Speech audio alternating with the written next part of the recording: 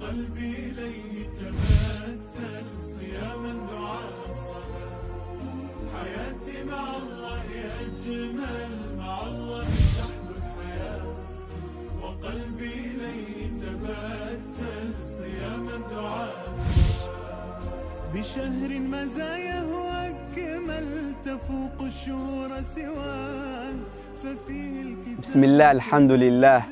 ثم الصلاة والسلام على أشرف الأنبياء والمرسلين سيدنا وحبيبنا محمد وعلى آله وصحبه وسلم أما بعد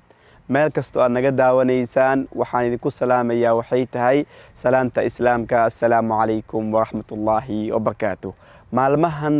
qiimaha badan bisha barakeysan ee ramadaan waxaan la nooleynay waxay tahay qisadii nabi muuse calayhi salaatu wassalaam waxaan soo gaaranay nabi muuse inuu ka baxay asigoo cabsanaya ordaya magaalada masar uuna aaday magaalada madyan asigoo uusan qofna ka aqoonin meesha ay tahayna uusan ogeyn isbuucyo uu lugeynayay magaalada asigoo dhuumoosho iyo wixii la mid ah u socdo yacni wixii la mid ah taa awgeeda markuu yimid magaalada madyan wuxuu imaaday waxay tahay wajida ummata min annaas wuxuu si imaaday waxay tahay magaalada meesha lagu kulmi jiray waagi hore magaalada waxa lagu kulmi jiray waxay tahay meelaha lagu waraabin jiray xoolaha ay wixii la mid ah sida hadda santrumyada ama kafeeteriyada ama meelaha wax lagu cawo iyo wixii la mid ah ama suuqyada lagu kulmo waagi hore waxa lagu kulmi jiray waxay tahay meelaha lagu waraabin jiray ceelka iyo wixii la mid ah maadaama dadka ay xoolo dhaqatay iska ahaayeen meeshaas ayuu yimaaday kadib markuu meesha yimaaday asigoo rajeynaya inuu meesha wax ka sii helo ama wax uu ka sii samaysto uusan aqoonin meel u socdo ayaa wuxuu arkay waxay tahay labo gabdho oo meel gees ah joogaan ummadii meesha ku kulanta oo dhanna ay mashquulsan yihiin qof kasta uu xoolaha u wato uu dhaaminayo biyo uu siisanay oo meesha ka dhaqaaqayo laakiin labadan gabdho xoolo bay wataan meel gees bay taagan yihiin waxna ma sameynayaan dadka bay iska fiirsanayaan kadib markuu nabi muuse uu la yaabay arrinta cajiibka badan magaalada ay mashquulsan yihiin labadan gabdho meesha ay joogaan iyo gabdhihii u tagay wuxuu ku dhahay waxay tahay maa khatbukuma idinka meeshan aad joogtaan maxaa idinku dhacay maxaa idin helay oo dadka xoolihiina yani keensteen maxaa u raawin weyseen nabi muuse calayhi salaam uu la yaabay kadib waxay dhaheen waxay tahay laa nusqi xataa yusdira riica anaga dadka ma dhexgeli karano oo rag badan baa ku dhex jiro anaga ma dhexgeli karano oo maxaa la dhihi jiray markii ay dhammaystaan ay baxaan ayaan maxaa la dhihi jiray ayaan waraawinaynaa arigeennii wixii la mid ah wa abuuna shaykhun kabiir anagan ma lihin qof oo xoog badan oo arigan iyo xoolahan oo dhan nala waraabiyo ma lihin wa abuuna shaykhun kabiir aabaheena waa qof oday ah oo sheekh ah sheekh macnaheedu waxay tahay qof oday ah oo aan awood oo lahayn qof oday ah oo daciif ah oo wax yani tabar aan lahayn oo wixii la mid ah anaga caawin ayay dhaheen labada gabdhaha qiimaha badnaa kadib ayaa nabi muuse calayhi salaatu wasalaam asigoo dhibaato dhib haysta gabdhihii buu wuxuu gudagalay inuu caabiyo inuu waxooda u sameeyo arigii u waraabiyo iyo xoolaha ay wateen oo dhan wuu u waraabiyey iyo wix la mid markuu u sameeyey kadib gabdhihii way baxeen markii gabdhaha ay baxeen kadib waxay tahay walaalayaal asigan gees ayuu sii fadhiistay meesha waxaan ka baranaynaa waxay tahay in qofka wanaagsan mar kasta uu jecel yahay inuu qof caawiyo xitaa asiga ha dhibaateysanaado asiga ma ka daalayo ma ka caajizayo inuu qofka kala caawinayo sidii nabi muuse calayhi salaatu wassalaam uu sameeyey qofka wanaagsan calaamadiisa waxaa ka mid ah farxadaada waa farxadiisa sababtoo ah nabi muuse calayhi salaatu wassalaam asigoo dhibaataysan farxad wuxuu ka raadiyey waxay tahay inuu caawiyo labada gabdho oo dhibaatada haysta qofka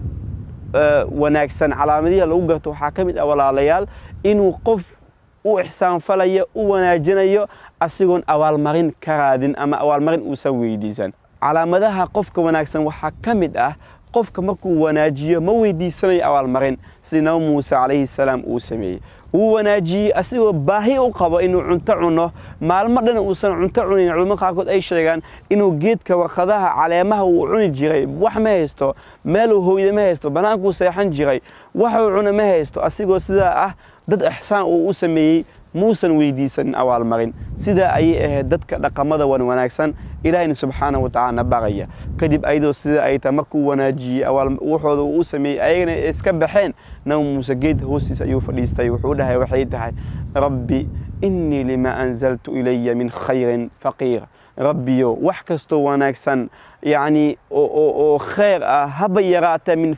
aniga waa u baahanahay ilaahiyo wax kastoo wanaagsan haba yaraato aniga faqiir ayaan u ahay waan u baahanahay yani ducada ambiyada waxay ducooyin ka duwan ay ahayd nabi muuse alayhi salaam markaan wali risaalo looma soo dhiibin laakiin hooyadiisa waxay tahay diimaha reer bani Israa'iil oo ah in Ilaahay subxaanahu wa ta'ala lagu xirmo kadib nabi muuse tarbiyadaas iyo dhaqankaas waxay tahay markastoo dhibaato haysto inuu gacanta Ilaahay subxaanahu wa ta'ala uu taagan jiray u dhihi jiray ilaahiyo ya caabi wixii la mid ah qalbigiis ayaa wanaagsanaa dadkan wuu wanaagsanaa nabi muuse alayhi salaatu wasalaam حياتي مع الله أجمل مع الله تحلو الحياة وقلبي إليه تبتل صياما دعاء الصلاة حياتي مع الله أجمل نبي موسى عليه الصلاة والسلام وحنا بريا وحيتهي إن ضدك أنا عابنه نبي موسى ودباتي سنة أصاب ما تودن صعد يدال iyo maalmadan cunto xitaa muusan cunaynin ayaa ayadoo saas ah hadan laba gabdhood ayuu caawinaya asiga u baahan caabitaan maxaa ka wanaagsan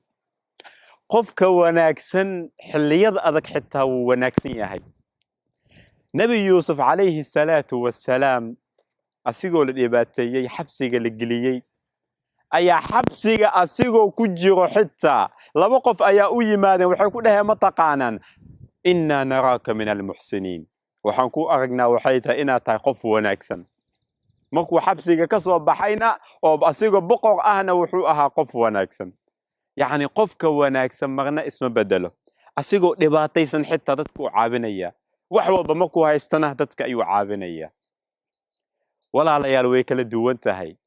قف دباتيسن إنو قف عابيو يقف أنا دباتيسنين إنه قف عابي أسكمت معهم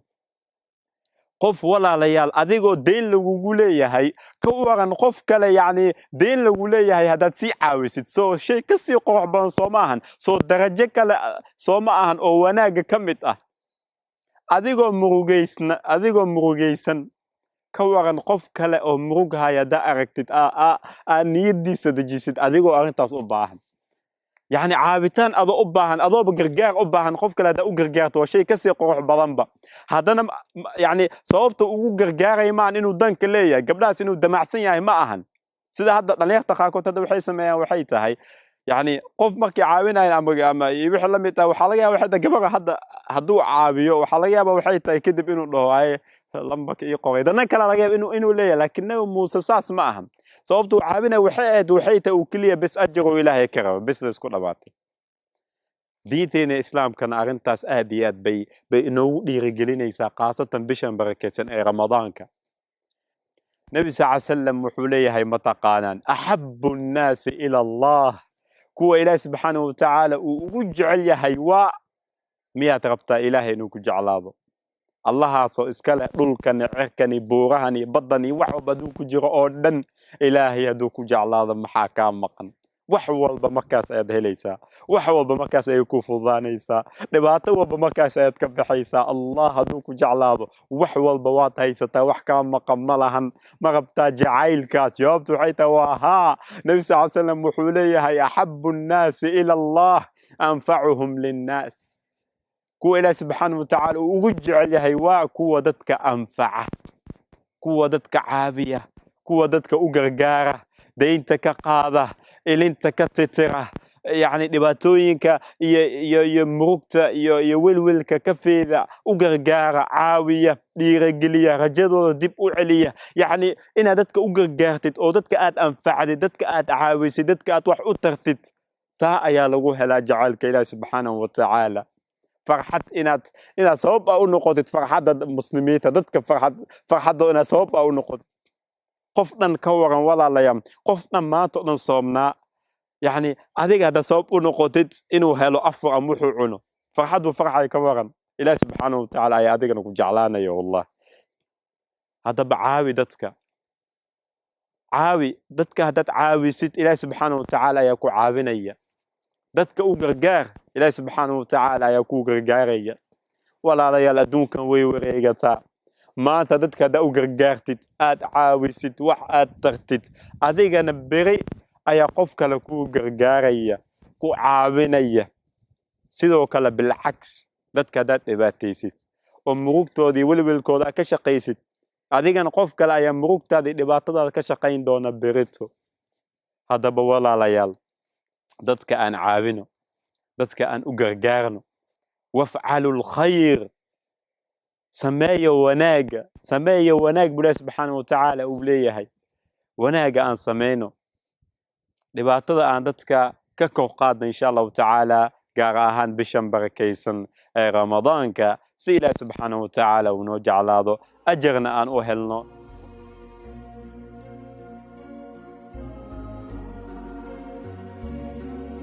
حياتي مع الله أجمل مع الله تحلو الحياة